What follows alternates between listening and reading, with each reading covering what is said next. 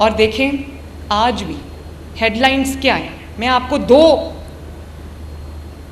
बता देती हूँ डिफरेंट एंगल्स। मेरे मुखालिफ की हेडलाइन क्या है? हमला कर दो। टीवी आप देखते हैं ना, हर घंटे हेडलाइंस चलती हैं। हेडलाइंस में क्या है? हमला कर दो, मार दो, इसको नहीं मानते, उसको नहीं मानते, ये जो चीफ़ जस्टिस है इसको नहीं मानते, ये तरमीम हम वापस कराएंगे। और जब मैं चीफ़ जस्टिस की जो ओथ टेकिंग सेरेमनी थी मैं उसमें दाखिल हुई, वही लोग सामने बैठे हुए थे उनकी हल्फ की तकरीब के अंदर। तो मुझे समझ नहीं आ रही थी कि मैं हंसूं या रोऊं। टीवी पे एक दिन पहले फरमा रहे थे कि हम ये जब इक़्तिदार में आएंगे हम ये तरमीम वापस करेंगे। भाई क्यों वापस करेंगे? तकलीफ़ हो रही है कि अवाम की जो इख्तियार है वो अवाम के पार्लियामेंटेरियंस को वापस गया, पार्लियामेंट को वापस गया। ये तो तारीख़ी दिन था उस दिन पाकिस्तान के लिए, जमहूरियत के लिए। तो जिन्होंने तनकीद की वही सामने बैठ के कह रहे हैं, बैठे हुए उनकी सामने फ्रंट रो में जो ये कह रहे थे हम इसको नहीं मानते। तो ये वो तज़ाद है जिसकी मैं बात कर रही हूँ। तो आज भी हेडलाइंस क्या चलती हैं कि हमला कर दो पंजाब के ऊपर, इस्लामाबाद पे हमला कर दो, अपने अपने शहरों में सब प्रोटेस्ट करें। वो और बात है कि शहरों में से अब कोई नहीं निकलता। क्यों नहीं निकलता? क्यों? इसलिए नहीं निकलता कि लोगों को काम होता नज़र आ रहा है। वरना आज 6 साल ये पता है क्या उम्मीद लगा के जेल में बैठे थे? ये उम्मीद लगा के जेल में बैठे थे कि हमने इतनी तबाही कर दी अपने 4 सालों में कि मुस्लिम लीग नून की हुकूमत जो है वो कुछ नहीं कर सकेगी और लोग सड़कों पे आ जाएंगे। तो आज वो अपने ज़ख़म चाट रहे हैं बैठ के, चाहे वो जेल में हो या जेल से बाहर हो। उनको पता लग रहा है कि हमारी सियासत जो है वो आखिरी सांस ले रही है। हमारे जो मुखालिफिन हैं अब वो ये बातें करने लग गए हैं। हमारे मुखालिफिन अपनी जमा, मैं उस जमात का नाम नहीं लेना चाहती, वो ये बात करने लग गए हैं और वो बातें मुझ तक पहुँचती हैं कि ये पंजाब को देखो, हर रोज़ एक नया मंसूबा आ रहा है, हर रोज़ काम हो रहा है, पंजाब आगे बढ़ रहा है, पंजाब तरक्की कर रहा है। तो हमारे वज़ीर आला को देखो, वो सिर्फ ये जलसा कर लो, ये हमला कर दो, ये जला दो, मार दो, हटा दो, बदतमीज़ी, बद तहज़ीबी। वो कहते हैं कि मैंने ये आज अभी सुनी है मैंने बात, वो कहते हैं मुस्लिम लीग नून की हवा चल पड़ी। अल्लाह के फजल व करम से शुक्र है उसका।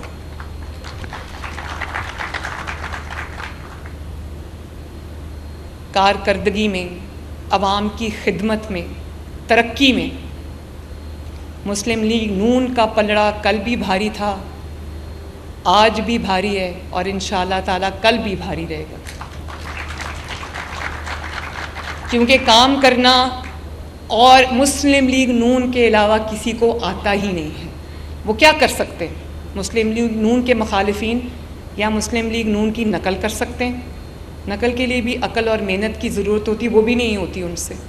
जंगला बस कहते कहते कहते कहते खुद भी जंगला बस बना दी, वो जिसको मैं कहती थी कि चलती कम है जलती ज़्यादा है। और जिन सड़कों पे तनकीद करते थे कि सड़कें बनाने से कौम नहीं बनती, अब उनकी अकल को 7 तोपों की सलामी देनी चाहिए जो कहते हैं सड़क बनने से कौम तरक्की नहीं करती। एक सड़क बनती है, उसके इर्द गिर्द के पूरे शहर जो हैं वो ना सिर्फ तरक्की करते हैं बल्कि आबाद हो जाते हैं। आप देख लें, दुनिया के कोई भी मॉडल उठा के देख लें, अगर वहाँ सड़कें नहीं हैं तो वहाँ कौन आएगा? आपके सामने दुबई की मिसाल है। उन्होंने पहले इंफ्रास्ट्रक्चर बनाया और देखें उनकी तरक्की किधर चली गई। इंफ्रास्ट्रक्चर के बगैर कोई कौम तरक्की नहीं करती। इसलिए मैं आपसे ये कहती हूँ और मैं आवाम से भी एक अपील करती हूँ कि अगर उनकी ज़िंदगी में अब बेहतरी आना शुरू हुई है और हर शोबे में शुरू हुई है, महंगाई कम होना शुरू हो गई है, मुल्क तरक्की करना शुरू हो गया। आप देखते हैं कि वो कॉन्फ्रेंसेस दोबारा शुरू हो गई हैं, दुनिया मुल्क पाकिस्तान पे अब एतबार कर रही है, आ रही है पाकिस्तान। जो गैर मुल्की सरबराहान हैं वो पाकिस्तान आ रहे हैं। वो जो एक जमूद छाया हुआ था, जो एक तनज़्ज़ुली की घटा छाई हुई थी, पाकिस्तान उससे बाहर निकल रहा है अब अल्लाह ताला के फजल करम से। महंगाई कम हुई है, जिससे मैं एक वीडियो उस दिन देख रही थी तो आज़ाद कश्मीर से कोई लाहौर आया हुआ था, तो उसको किसी ने पूछा कि तुम अपना आज़ाद कश्मीर छोड़ के लाहौर क्यों आ गए हो?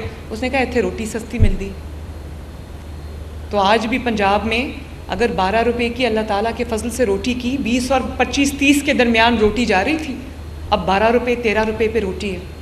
और बाकी तमाम सूबों को पंजाब की देखा देखी वो रोटी कम करनी पड़ी, लेकिन उसके लिए मुसलसल काम करना पड़ता है। ये नहीं होता कि आप अनाउंस कर दें एक दिन कि 12 रुपए की रोटी अपने आप 12 रुपए की बिकेगी, ऐसा नहीं होता। उसके लिए डेली, रोज़ाना, हर सुबह, हर दोपहर, हर शाम, हर रात आपको काम करना पड़ता है। मैं करती हूँ ये काम, मेरे सामने ऑफिस में स्क्रीन लगी होती है जिस पे मुझे नज़र आ रहा होता है कि रोटी और आटे की कीमत क्या है, 10 किलो के थैले की कीमत क्या है, 20 किलो के थैले की कीमत क्या है, 40 किलो के थैले की कीमत क्या है। उसके लिए काम करना पड़ता है। पंजाब आज भी अल्लाह के फजल से 12 और 13 की रोटी दे रहा है। बाकी सूबों ने की 12-13 की रोटी, लेकिन वो नहीं सस्टेन कर सके, क्योंकि उसके लिए मेहनत करना पड़ती है। उसके लिए यहाँ सीने के अंदर आवाम का दर्द रखना पड़ता है। मैं सोने के लिए घर जाती हूँ और जब मुझसे वो टाइम भी नहीं गुजरता, मेरा दिल चाहता है कि सुबह और मैं वापस दफ्तर जाऊँ और अपना काम शुरू करूँ। तो इस जज्बे के साथ जो है, क्योंकि काम बहुत हैं, वक्त बहुत थोड़ा है, काम बहुत है, नुकसान बहुत ज़्यादा हो चुका है।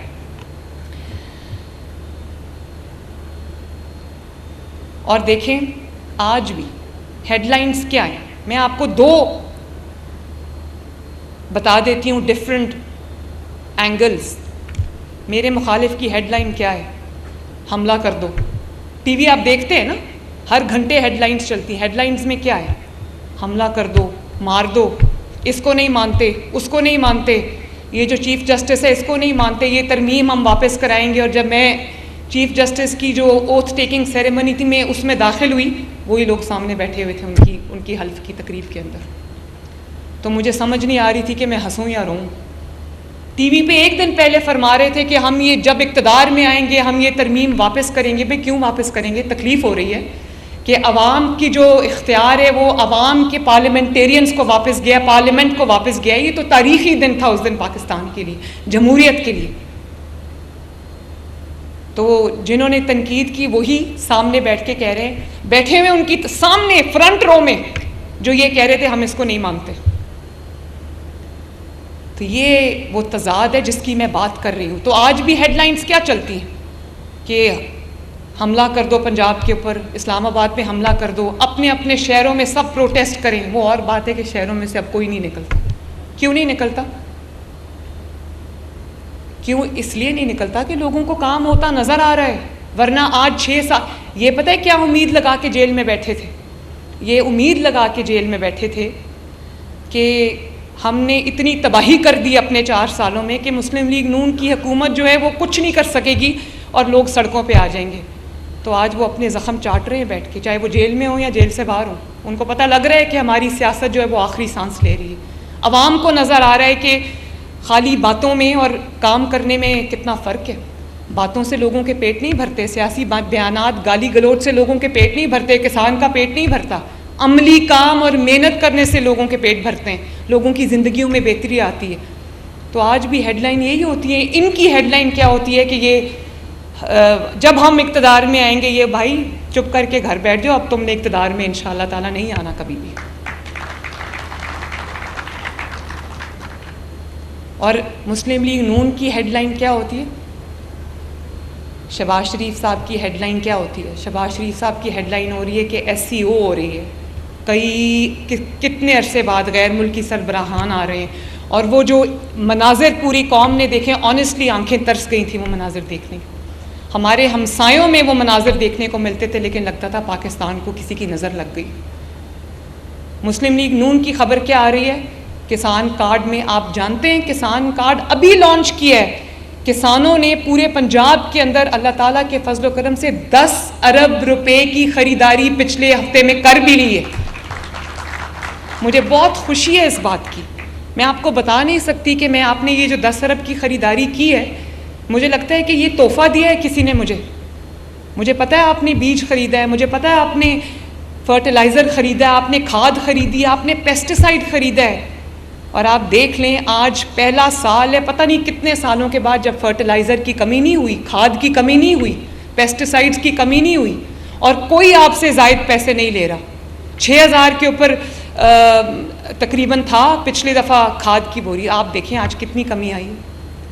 बीज के ऊपर, बीज पिछले दफ़ा गंदम का बीज 6000 पे था, अब 3500 के ऊपर।